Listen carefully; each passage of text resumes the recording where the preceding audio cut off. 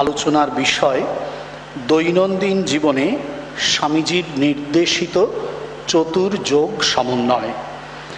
এই আলোচনার শুরুতেই তাই আমাদের এই প্রশ্নটি মনে আসে যে যোগ বলতে কি বোঝানো হয়েছে। যোগ এই শব্দটি এসেছে আমরা সকলেই জানি সংস্কৃত একটি ধাতু থেকে, মূল একটি শব্দ থেকে, যার মানে হচ্ছে যুক্ত করা বা যুক্ত করে দেওয়া। সুতরাং সহজেই বুঝতে পারি, আমরা ছোটবেলায় সবাই কোনো না কোনোভাবে একটু হলেও অঙ্ক করতে হয়েছে, পরে অঙ্ক ছেড়ে দিলেও সেই থেকেও বুঝতে পারি যে যোগ মানেই হচ্ছে কারোর সঙ্গে কারুকে মিলিয়ে দিয়ে নতুন একটি ফল লাভ করা।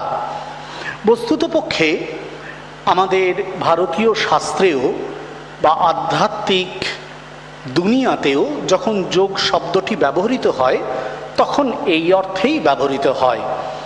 সেখানে জীবাত্মা ও পরমাত্মার ঐক্য, জীব ব্রহ্মৈক্য ইত্যাদি বাক্য বোঝানোর জন্য বা মহাবাক্য যেগুলো আমাদের শাস্ত্রে বলা হয়েছে সেগুলো বোঝানোর জন্য যখনই যোগ শব্দটি ব্যবহার করা হয়েছে অথবা যোগ শব্দটিকে নিয়ে এসে সেই বাক্যগুলোকে বোঝাতে চাওয়া হয়েছে, তখন সর্বত্রই যোগ বলতে এই একের সঙ্গে অপরের মিলিয়ে দেওয়ার চেষ্টা এবং তার মাধ্যমে আরেকটি কিছু পাওয়ার ভাবনাটি গুরুত্ব পেয়েছে। আমাদের শাস্ত্রকারেরা যোগকে যখন ব্যাখ্যা করেছেন তখন তাদের মাথায় মানুষের ব্যক্তি জীবন ও সমষ্টি জীবন দুটিই ছিল। আমাদের ব্যক্তি জীবনে আমরা জানি যে প্রতি মুহূর্তেই আমরা চালিত হই বা নিয়ন্ত্রিত হই আমাদের অন্তরের বিভিন্ন বৃত্তির দ্বারা।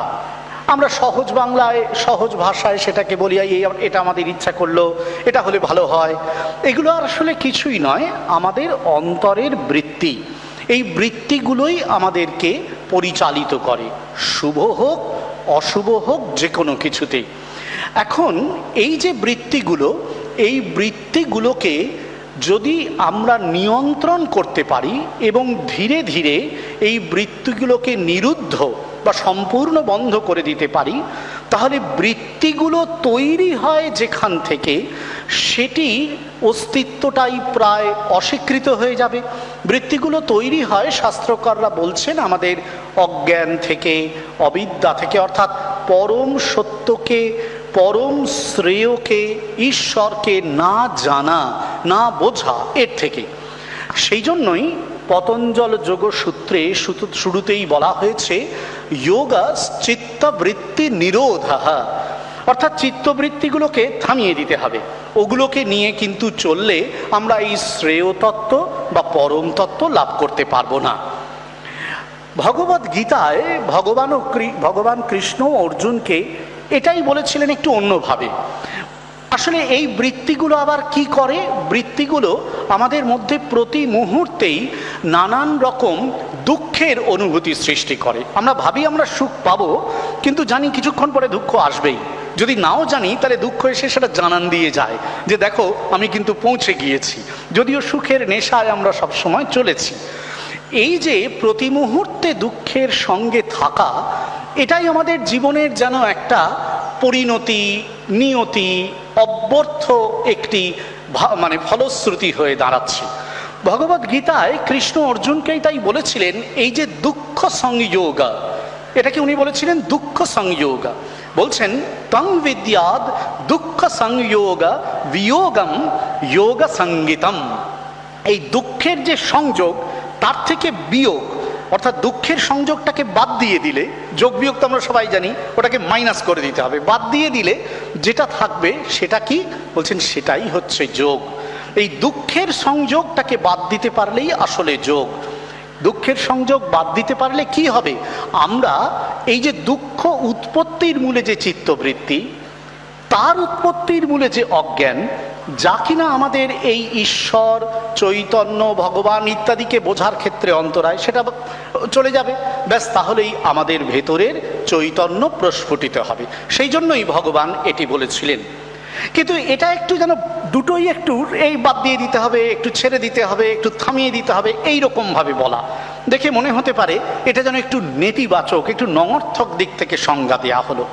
ভারতীয় শাস্ত্রে কিন্তু সবসময় নেতি এবং ইতি, না এবং হ্যাঁ, দুভাবেই সমস্ত তত্ত্বগুলোকে উপস্থাপিত করা হয়েছে। তাহলে ইতির দিক থেকে কিভাবে উপস্থাপিত করা হচ্ছে?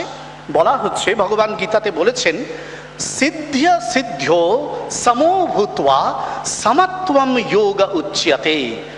এখানে হচ্ছে একেবারে একটা স্পষ্ট ইতির দিক থেকে। যোগ কি না সমত্ব, সিদ্ধি এবং অসিদ্ধি। আমাদের সংসারে সবসময় প্রাপ্তি অপ্রাপ্তি নিয়ে আমাদের একেবারে দুশ্চিন্তার কারণ নেই। এটা পেলাম কি, এটা পেলাম না, এটা পাওয়ার কথা ছিল, পেলাম না, কি মুশকিল। চিন্তা, দুশ্চিন্তা, স্বপ্ন, দুঃস্বপ্ন, আশা, হতাশায় আমরা সবসময় দুলতে থাকি। এটাকেই উনি বলছেন সিদ্ধ অসিদ্ধি, সিদ্ধি এবং অসিদ্ধি, এই দুটোতে যে সমত্ববোধ যার আছে, অর্থাৎ কিছু পেয়ে যে খুব তুষ্ট হয় না, কিছু না পেয়ে যে খুব দুঃখিত হয় না, এই সমত্ব কিন্তু যোগ। স্বামীজি খুব সুন্দর নিজে যোগের সংজ্ঞা দিয়েছেন। এ দুটি কিন্তু চিত্তবৃত্তি নিরোধ বা দুঃখ সংযোগ বিয়োগ হোক, অথবা এই সমত্ব লাভ হোক, এ দুটি আসলে কি, কিভাবে এটি পাওয়া যেতে পারে? স্বামীজি যখন সংজ্ঞা দিচ্ছেন তখন কিন্তু সেটি খুব চমৎকার একটি রূপ পরিগ্রহ করছে। স্বামীজি বলছেন, ধর্ম কেবল পূর্বকালীন অনুভূতির ওপর স্থাপিত নয়, পরন্তু স্বয়ং এই সব অনুভূতি সম্পন্ন না হলে কেউই ধার্মিক হতে পারে না। তার মানে এই যে চিত্তবৃত্তি নিরোধের অনুভূতি, দুঃখ সংযোগ বিয়োগের অনুভূতি, সমত্বের অনুভূতি, এটা কেবলমাত্র অন্যকে পেয়েছে অতীতে, তাই আমি শাস্ত্রে পড়ছি, তাই আমি বিশ্বাস করছি, এর ওপর নির্ভর করবে না। এটা কিসের ওপর নির্ভর করবে না, আমি নিজে এটিকে অর্জন করতে পারছি কিনা, এই অনুভূতিটিকে অর্জন করতে পারছি কিনা, এটার উপর নির্ভর করবে, তবেই আমি ধার্মিক হতে পারবো, স্বামীজি বলছেন। বলে তারপর বলছেন, যে বিজ্ঞানের দ্বারা এই সব অনুভূতি হয়, অর্থাৎ মানুষ এই ধার্মিক হয়ে উঠতে পারে অনুভূতি লাভের দ্বারা, স্বামীজি বলছেন, যে বিজ্ঞানের দ্বারা এই সব অনুভূতি হয় তারই নাম যোগ। তাহলে যোগ হচ্ছে এমন একটি প্র্যাকটিক্যাল সায়েন্স, যার মাধ্যমে, কার্যকরী বিজ্ঞান, যার মাধ্যমে একজন ব্যক্তি এই অনুভূতিগুলোকে নিজের অন্তরে উপলব্ধি করতে পারবে এবং সেই উপলব্ধির দ্বারা সে নিজেকে রূপান্তরিত করে ধার্মিক হয়ে উঠতে পারবে। এরপরে আসি স্বামীজির এই যোগ নিয়ে আলোচনার দ্বিতীয় পর্যায়ে। আমাদের শাস্ত্রও বলেছেন, শ্রীরামকৃষ্ণ জীবনেও এটি প্রদর্শিত হয়েছে। স্বামীজি ভারতের সনাতন আধ্যাত্মিক শাস্ত্রের অমৃত মন্থন করে এবং রামকৃষ্ণ জীবনের চরণতলে বসে এই যে শিক্ষা লাভ করেছেন, তাকেই ব্যক্ত করছেন এবার বিশ্বের সম্মুখে। তিনি বলছেন যে এই যোগের চারটি মুখ্য পথ আছে, মুখ্য ধারা আছে। একটু আগেই নিষ্ঠানন্দজি পাঠে সেই বিখ্যাত পংক্তিগুলি উদ্ধার করেছেন রাজযোগের আলোচনায়, যেটি স্বামীজি বলেছিলেন। চারটি পথ কি কি আমরা সবাই জানি, রাজযোগ, ভক্তিযোগ, কর্মযোগ, জ্ঞানযোগ, এই চারটি পথ। আমরা একটি একটি করে সংক্ষেপে দেখার চেষ্টা করব যে স্বামীজি এগুলোর দ্বারা কি বলতে চেয়েছেন, এবং সেখানেই আমরা দেখতে পাবো যে কেমন করে এগুলো আসলে একটা অপরটার সঙ্গে জুড়ে আছে। স্বামীজি বলছেন, রাজযোগ ব্যাপারটা কি? বলছেন, দেখো, রাজযোগ বিজ্ঞানের লক্ষ্য এই সত্যলাভ করবার প্রকৃত কার্যকর ও সাধন উপযোগী বৈজ্ঞানিক প্রণালী মানুষের সামনে উপস্থাপিত করা। নিষ্ঠানন্দজি পড়ছিলেন, আপনারা যদি স্বামীজির রাজযোগ পড়েন, পতঞ্জল যোগ দর্শনের চমৎকার সরল অথচ গভীর ব্যাখ্যা করেছেন স্বামীজি। তার আগে অসাধারণ একটি ভূমিকা এবং রাজযোগের প্রত্যেকটি তত্ত্ব অধ্যায় নিয়ে আলোচনা করেছেন। সেখানে স্বামীজি দেখিয়েছেন যে সাধন উপযোগী বৈজ্ঞানিক প্রণালীগুলো কেমন করে রাজযোগ উপস্থাপিত করছে, যম নিয়ম ইত্যাদিকে। বলছেন রাজযোগ বিজ্ঞান মানুষকে তার নিজের আভ্যন্তরীণ অবস্থাগুলি পর্যবেক্ষণ করবার উপায় দেখিয়ে দেয়। আমি আপনি যদি রাজযোগের এগুলোকে ঠিকঠাক গুরু নির্দেশিত বা আচার্য নির্দেশিত পথে অনুসরণ করি, তাহলে আমার ভেতরের অবস্থাটাকে আমি দেখতে পারবো। এটাই কিন্তু রাজযোগের সবচেয়ে চমৎকার জায়গা। কিভাবে দেখতে পারবো? স্বামীজি বলছেন মনই ওই পর্যবেক্ষণের যন্ত্র। আমাদের এই ল্যাবরেটরিতে স্বামীজি বলছেন যে রাজযোগ বলে দিচ্ছে, দেখিয়ে দিচ্ছে যন্ত্রটা হচ্ছে মন। রাজযোগের সকল শিক্ষার উদ্দেশ্য কিভাবে মনকে একাগ্র করা যায়, তারপরে কিভাবে মনের গভীরতম প্রদেশ আবিষ্কার করা যায়। অর্থাৎ রাজযোগ এই মনকে নিয়ন্ত্রণ করার পথ দেখায়।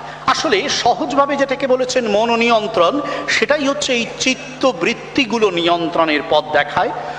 সেই পথেই আসলে রাজযোগ সত্যকে, শ্রেয়কে, প্রকৃতি পুরুষ এই দুজনকে আলাদা করে শ্রেয় যে আমার অন্তরে রয়েছে তাকে উপলব্ধির পথ দেখায়। এবং মজা হচ্ছে এই, যেটা করবার জন্য কোনো নির্দিষ্ট ধর্ম, জাতি, বর্ণের হতে হবে তা কিন্তু নয়। যে কেউ এই পথ অনুসরণ করতে পারে, যে কারোর জীবনেই এই কথাগুলো, এই সাধনগুলো, এই বৈজ্ঞানিক প্রণালীগুলো সত্য। সুতরাং দেখা গেল যে রাজযোগের সাধনা এমন একটি বৈজ্ঞানিক সাধনা যা আমাদের এই বৃত্তি, আমাদের এই অশান্ত অস্থির মনটাকে নিয়ন্ত্রণ করে আমাদেরকে আমাদেরই ভেতরের জগৎ আবিষ্কারের সাধনায় নিয়োজিত করবে, উদ্দীপ্ত করবে ও প্রেরিত করবে।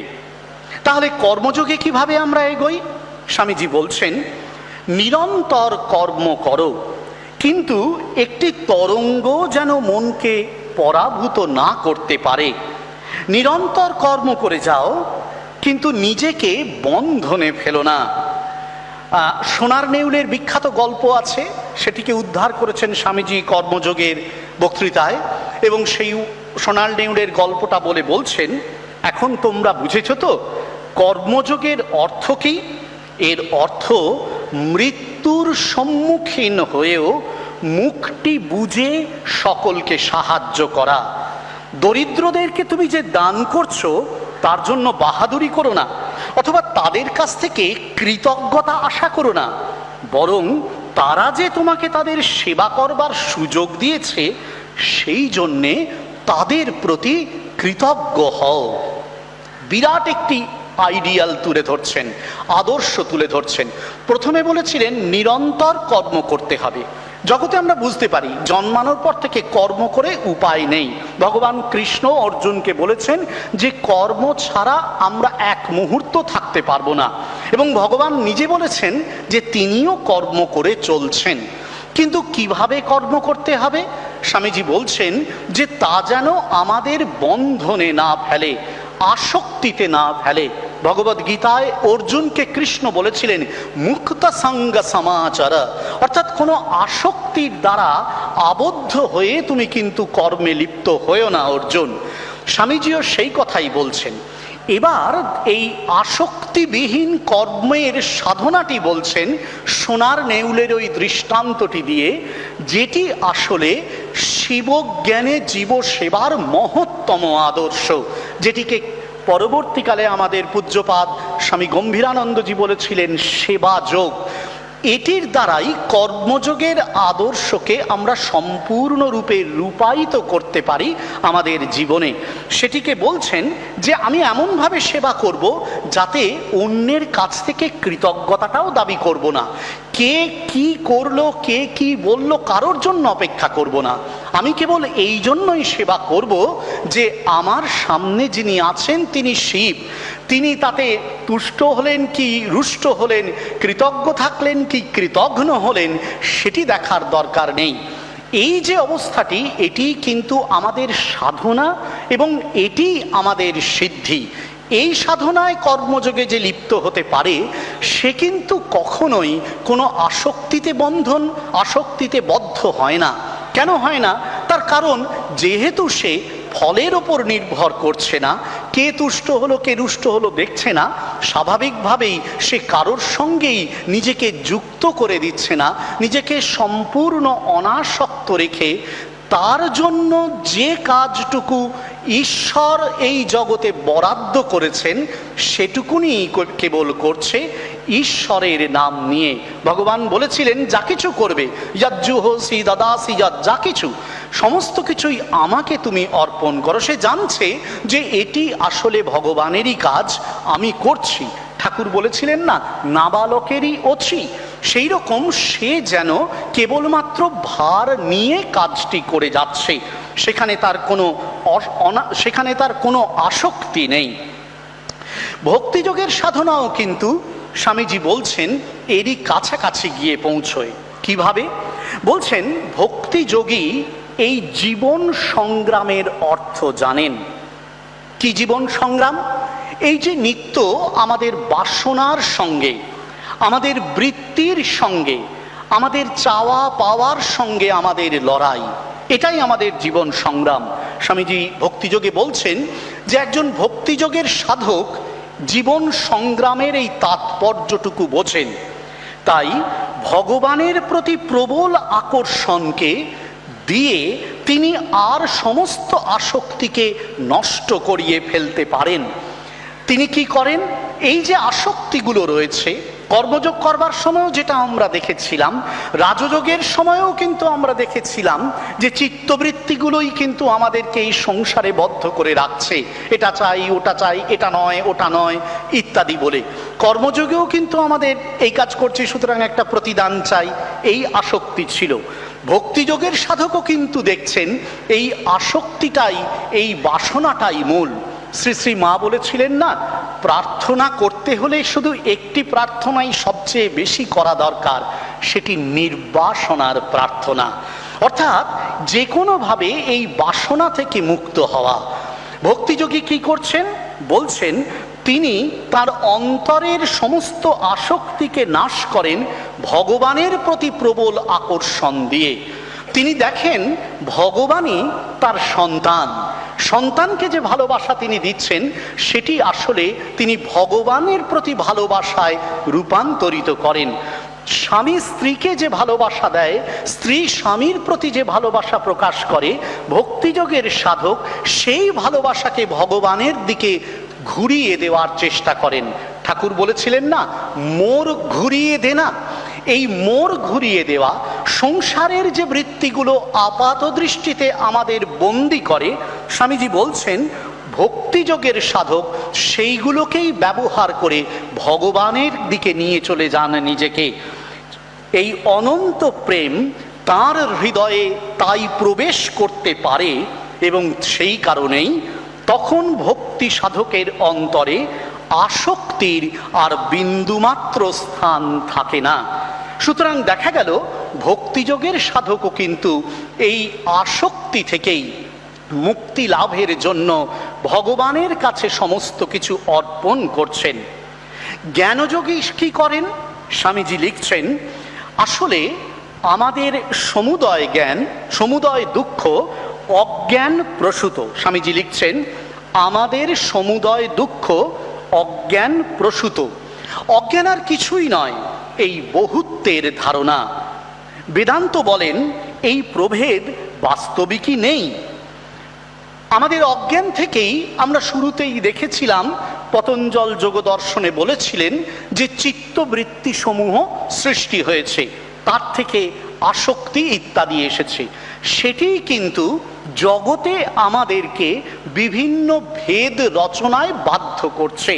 ওই চিত্তবৃত্তি বলছে আমাকে আমি ওর থেকে বড়, আমি একটু পড়াশোনা করেছি সুতরাং আমি বেশি বিদ্বান, আমার একটু টাকা পয়সা আছে সুতরাং আমি বেশি ধনী মানুষ, আমি একটু ভালো বলতে পারি, আমি একটু এইটা করতে পারি, ওইটা করতে পারি, আমার একটু শক্তি আছে। অর্থাৎ সব সময়েই কিন্তু এই ভেদ বুদ্ধিগুলো জন্ম নিচ্ছে আমাদেরই চিত্তবৃত্তি থেকে, যার মূলে আছে অজ্ঞান। এবং স্বামীজি বলছেন এই অজ্ঞানই আমাদেরকে জগতের দুঃখের মধ্যে নিয়ে যাচ্ছে, জগৎটাকে ভাগ ভাগ করে দিচ্ছে। দেখবেন ব্যক্তি জীবনে বলুন, পারিবারিক জীবনে বলুন, সামাজিক জীবনে বলুন, রাষ্ট্রীয় জীবনে বলুন, যত ভেদ তৈরি হয়েছে সেই ভেদ তৈরি করেছে আর কেউ নয়, মানুষ। কেন তৈরি করেছে? তার কারণ সে কেবলমাত্র তার বাইরের এই আবরণটাকে নিয়েই মত্ত হয়ে রয়েছে। ভেতরের যে জগৎ, যোগদর্শন যা জানতে চেয়েছিল, নিরন্তর অনাসক্ত কর্মের দ্বারা যে শিবের সাধনা করা হয়েছিল, ভক্ত সাধক যে ঈশ্বরকে ভক্তির দ্বারা পেতে চেয়েছিল, জ্ঞানী যে আত্মচৈতন্যকে অনুভব করতে চেয়েছেন, এর কোনো কিছুকে না বুঝে আমরা কেবল আমাদের বাইরের শরীর, আমাদের এই মন, আমাদের এই পোশাক আশাক আবরণ উপাধিগুলো নিয়ে মেতে আছি, এবং তার জন্যই আমরা সমস্ত ক্ষেত্রে তৈরি করছি নানান রকম ভেদ, যেগুলো ব্যক্তি জীবন থেকে রাষ্ট্র জীবন পর্যন্ত আমাদের যাবতীয় বিবাদ ও বিভেদের মূল কারণ হয়ে দাঁড়াচ্ছে। স্বামীজি তাই বলছেন, বস্তুর অন্তঃস্থলে সেই একত্বই কেবল বিরাজমান, তাকে অনুভব করাই মানুষের সাধনা। সুতরাং আমরা দেখলাম যে এই চারটি যোগের সাধনায় মূল একটি কথাই আমাদের শেখাচ্ছে যে প্রত্যেক মানুষের ভিতরে এবং এই জগতের অন্তরালে একই সত্য বর্তমান। অথচ কেন আমরা তা বুঝতে পারছি না? তার কারণ এই যে আমরা চিত্তবৃত্তি, অজ্ঞানজাত চিত্তবৃত্তির দ্বারা গ্রস্ত হয়ে রয়েছি, আচ্ছন্ন হয়ে রয়েছি, মুগ্ধ হয়ে রয়েছি। মানুষের ভিতরে এই পূর্ণ চৈতন্যের খবর তাই হয় আমরা জানি না, অথবা জানলেও তাকে উপলব্ধি করতে আমরা অপারগ। স্বামীজি শ্রীরামকৃষ্ণের চরণতলে বসে যোগের এই ধারণাটিকে শিক্ষা করেই যোগ সমন্বয়ের বার্তাটিকে আমাদের সামনে তুলে ধরেছেন। যোগ সমন্বয় আসলে আর কিছুই নয়, প্রত্যেকটি সাধনাকে নিজের জীবনে মেলাবার চেষ্টা বা সাধনা। স্বামীজি বলছেন, যদি যোগ সমন্বয় না করা যায় তাহলে রামকৃষ্ণ ছাঁচে আমাদের জীবন ঢালা হয়েছে এমনটা আমরা বলতে পারবো না। দৈনন্দিন জীবনে আমরা দেখি আমাদের জীবন কর্মবহুল, সংসার ও স্বজন দ্বারা পরিবেষ্টিত, স্বপ্নে ও আশায় তা প্রতি মুহূর্তে মুখর, সুখে আর দুঃখে উত্তাল। আমার শরীর মনকে নিয়েই, আমার ইন্দ্রিয় মগ্ন জগৎকে নিয়েই আমি নিত্য ব্যস্ত, এবং সেই কারণেই আমার নিজেরই ভিতরে জন্ম নিচ্ছে অনেক সংঘাত, অনেক হতাশা, অনেক স্বপ্নভঙ্গের বেদনা। আমি আমার বাইরের জগতের সঙ্গে শুরু করছি লড়াই, সেখানেও থাকছে আমার জীবনকে নিয়ে, অন্যের জীবনকে নিয়ে তৈরি করা নানান সংঘাতের কলুষময় বাতাবরণ। এই পরিস্থিতিতে আমরা কি কেউ মুক্তি চাই না? সবাই মুক্তি চাই। আমরা সবাই চাই যে আমরা জীবনে শান্তিটা অন্তত যেন পাই। আমরা সবাই চাই যে আমরা জীবনে আনন্দটা যেন অন্তত পাই। আমরা কেউই চাই না জীবনের এই ভরা দুঃখের পালে পালে ভর করে জীবন নৌকা বয়ে নিয়ে যেতে। সেই কারণেই আমাদের জীবনে এই প্রথমত যোগ তত্ত্বটিকে মাথায় নিতে হবে, অর্থাৎ আমাদের জীবনকে প্রতি মুহূর্তে যুক্ত রাখতে হবে ঈশ্বর ভাবনার সঙ্গে, শ্রেয় ভাবনার সঙ্গে। আমাদেরই ভিতর যে চৈতন্য সত্তা রয়েছে তার উপর বিশ্বাস রেখে সেই চৈতন্যের সাথে সংযুক্ত করার ভাবনার সাথে আমাদের জীবনকে যুক্ত রাখতে হবে, এবং সেই সংযোগ রাখার সাধনায় আমাদের প্রতিদিন এই বিচার করতে হবে যে আমি কি সত্যি দেহ আর মনে আবদ্ধ একটি জীব? ও তো পশুও থাকে, আমি তো নিশ্চয়ই তা নয়। আমার ভিতরে যদি চৈতন্য থাকে তাহলে আমি নিশ্চয়ই আলাদা। এই বিচার আসলে জ্ঞানের বিচার। এটি যদি করতে পারি তাহলে কিন্তু প্রতি মুহূর্তে আমি নিজেকে এই জগতের সঙ্গে আমার যে বাসনাজনিত আসক্তি তার থেকে মুক্ত রাখতে পারবো। কিন্তু অবশ্যই সেখানে আমাকে প্রতি মুহূর্তে এই সাধনাটাও যুক্ত করতে হবে যে এই জগৎ আসলে আমার থেকে আলাদা নয়। যে শিব আমার ভিতরে রয়েছে সে শিবই এই জগতের মধ্যে ব্যক্ত। আমি জগৎকে আসক্ত রূপে দেখব না, আমি জগৎকে শিব রূপে দেখব, ভগবান রূপে দেখব। সেই শিবরূপে দেখা জগতের প্রতি কোনো রকম কৃতজ্ঞতার প্রত্যাশাহীন সেবাই আমার জীবনে কর্মযোগের সাধনা হয়ে উঠবে। এবং এর থেকে যে ফল লাভ হবে তা কি আমি আমার জন্য নেব? মোটেই না। তা অর্পণ করব সেই ঈশ্বরের চরণে, যার জন্যে আমার জন্ম, যে জীবনকে নিয়ে আমার এ জীবনে চলা, যাকে ছাড়া এ জীবনে আমার অস্তিত্বের কোনো রকম সার্থকতা নেই। সেই ঈশ্বরের প্রতি আমার সমস্ত কিছু অর্পণ করব। এবং প্রতি মুহূর্তে এই কাজগুলো করার জন্যে যে শক্তপোক্ত একটি মন দরকার, সেটি তৈরির জন্যে আমি যেন বাইরের এই ইন্দ্রিয় ভোগ্য পৃথিবী থেকে নিজের অন্তরকে ক্রমে সরিয়ে আনতে পারি। চিত্তের বৃত্তিগুলোকে নিরোধ করার জন্য রাজযোগের যে বিখ্যাত ধারণা, ধ্যান, সমাধি, তৎ জপ তদর্থ ভাবনম, সেই ভগবত নাম জপ এবং তারই অর্থ ভাবনা, যার দ্বারা নিয়ত আমি ঈশ্বর সন্নিধি, ঈশ্বর প্রণিধান লাভ করতে পারি, এটিও করব। এই চারটি সম্মিলিতভাবে এই জগৎ দুঃখের পারাবারে আমাকে শান্তির পথ দেখাতে পারবে। প্রতিদিনের দুঃখ নিয়ন্ত্রিত এই জীবনের মধ্য থেকে, বৃত্তি তাড়িত এই জীবনের মধ্যে চলতে চলতেও আমাকে মুক্তির নতুন তীর্থ তীরে নিয়ে যেতে পারবে। স্বামীজি তাই বলেছিলেন, যে কথাটি দিয়ে রাজযোগের পাঠ শেষ করেছিলেন, সেখানে স্বামীজি বলছেন তাই, it soul is potentially divine, the goal is to manifest it. কোনোদিন যেন এই যোগ তত্ত্ব ভুলে না যাই যে আমি আসলে সেই অনন্ত পূর্ণ চৈতন্যময় সত্তা, তাকে জাগানোই আমার লক্ষ্য। সেই জাগানোটাই এই যে the goal is to manifest this divinity within controlling nature, by controlling nature, external and internal, divinity within। আমার ভিতরে যে পূর্ণত্ব রয়েছে, চৈতন্য রয়েছে, তাকে আমাকে জাগাতে হবে। এই জাগানোটাই যোগ সাধন। জাগাবো কি করে? বাইরের এবং অন্ত প্রকৃতিকে জয় করে। জয় করব কি করে? স্বামীজির বিখ্যাত উক্তি, do this either by work or worship, by psychic control or philosophy, by one or more or all of these। Swamiji বলেছেন একটাতেও করা যেতে পারে, সাধক ভিত্তিতে আলাদা হয়ে যায়। ঠাকুর বলেছিলেন না, মা জানেন কোন ছেলের পেটে কি সয়। নিশ্চয়ই সাধক ভিত্তিতে আলাদা হতে পারে, কেউ একটাতেও তা পেতে পারেন। কিন্তু শ্রেষ্ঠ পথ রামকৃষ্ণ বিবেকানন্দের নির্দেশিত যোগ সমন্বয়।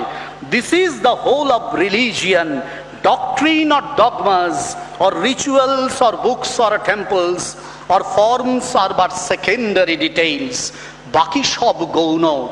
বিবেকানন্দ আমাদের আহ্বান করেছেন, রামকৃষ্ণ বিবেকানন্দ ভাব প্রবাহ আমাদের প্রতিদিনের জীবনকে এই রূপান্তরের পথে নিয়ে যেতে বলছে। আমরা যেন কখনোই আগের দিনের জেরক্স কপি না হয়ে থাকি আমাদের জীবনে। গতদিন যা ছিলাম আজও যদি তাই থাকি, তাহলে রামকৃষ্ণ বিবেকানন্দ পথে আমরা আবির্ভূত হয়েছি এ কথা বলতে পারবো না। কি করে পারবো? যদি আমরা গতকালের জীবনটাকে আজকে পাল্টাতে পারি, ওই যে স্বামীজি বলেছেন, যোগ মানে অনুভূতিগুলো লাভ করে ধার্মিক হয়ে ওঠা। যোগ সমন্বয়ের এই ধারণায় আমাদেরকে রামকৃষ্ণ ছাঁচে ঢেলে রামকৃষ্ণ বিবেকানন্দের পথে সত্যিকারের সাধক করে তুলবে।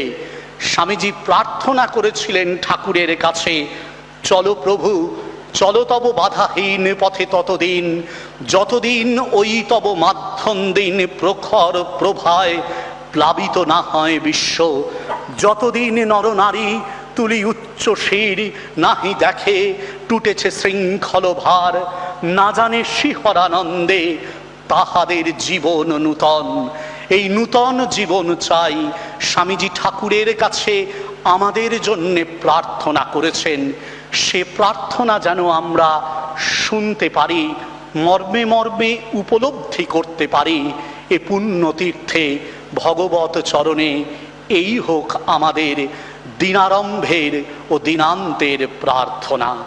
নমস্কার।